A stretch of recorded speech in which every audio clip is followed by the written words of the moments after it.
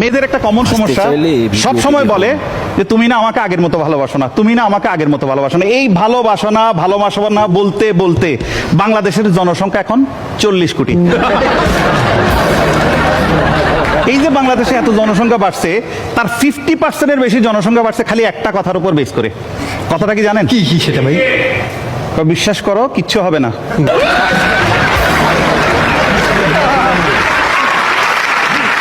আসলে পুরুষ মানুষকে নিয়ে একটু কথা বলবো।